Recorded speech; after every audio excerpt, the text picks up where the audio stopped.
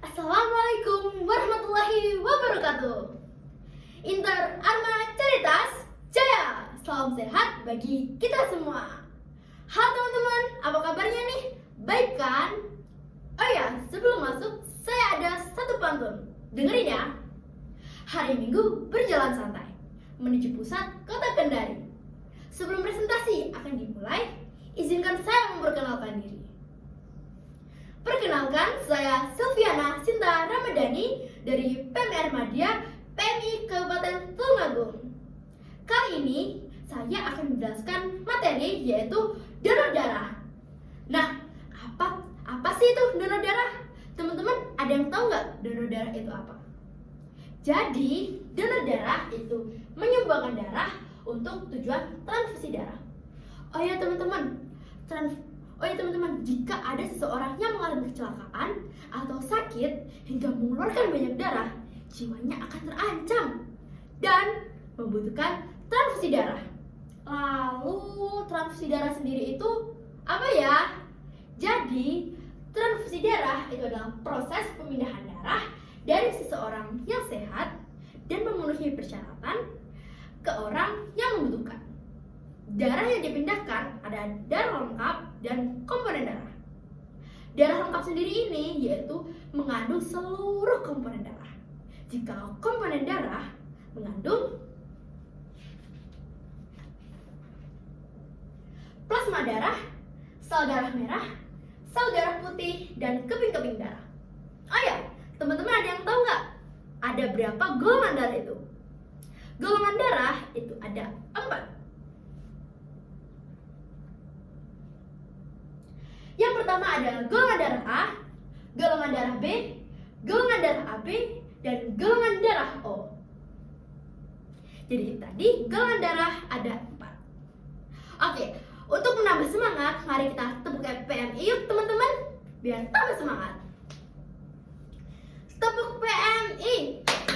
P M I, Palang Merah Indonesia. Oke, sekali lagi biar tambah semangat. Tepuk PMI. P M I, Palang Merah Indonesia. Yeay, semangat kan? Oke, lanjut. Teman-teman, untuk menjadi seorang pendonor darah tentunya harus memenuhi syarat-syarat sebagai pendonor darah. Lalu, apa ya syarat-syarat pendonor darah? Ini dia. Syarat-syarat pendonor darah. Yang pertama, sehat jasmani dan rohani. Yang kedua, pria atau wanita berumur 17 sampai 60 tahun. Yang ketiga, kadar hemoglobin minimal 12,5 gram per dl. Selanjutnya, tekanan darah normal 110/50 sampai 120/100. Selanjutnya, berat badan minimal 45 gram. Lalu yang selanjutnya, terbebas dari penyakit yang berbahaya seperti HIV atau AIDS. Dan yang terakhir, ibu hamil dan wanita yang sedang haid tidak disarankan untuk donor darah. Oh ya teman-teman, donor darah itu ada 2 jenisnya. Yang pertama ada DDS dan yang kedua ada DDP. Perbedaan keduanya apa ya kira-kira? Yang pertama ada DDS atau donor darah sukarela, yaitu seseorang yang menyumbangkan darahnya, tetapi penerimanya diketahui.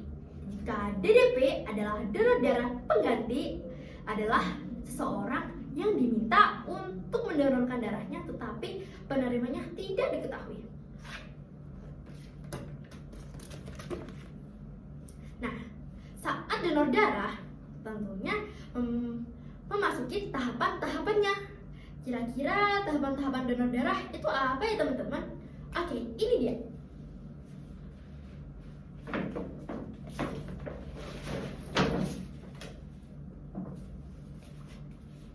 Tahapan donor darah. Yang pertama, pendonor akan masuk di ruang registrasi. Di sini pendonor akan mengisi formulir pendaftaran. pendonor akan masuk di ruang pemeriksaan. Di sini, pendonor akan diperiksa tekanan darah, kadar hemoglobin, dan berat badan. Kemudian, saat akan masuk ke ruang transfusi, pendonor akan cuci tangan mulai dari tangan sampai ke lengan. Lalu, selanjutnya pendonor baru masuk ke ruang transfusi. Di sini, pendonor akan diambil darahnya. Oke, yang terakhir, pendonor akan masuk ke ruang istirahat, di mana pendonor di sini disarankan untuk beristirahat. Saat akan pulang, pendonor akan diberikan bingkisan oleh pihak PMI yang berisi air mineral, biskuit, vitamin, dan obat tambah darah. Kesimpulan dari presentasi saya kali ini yaitu tentang donor darah, transfusi darah, syarat-syarat pendonor darah, dan yang terakhir, tahapan donor darah. Cukup sekian presentasi dari saya. Bila ada salah kata dan kurangnya mohon maaf. Oh ya, saya ada satu pantun untuk penutup. Nasi goreng rasanya gurih, dimakan di kota Melati. Cukup sekian, terima kasih. Dari saya sepenuh hati.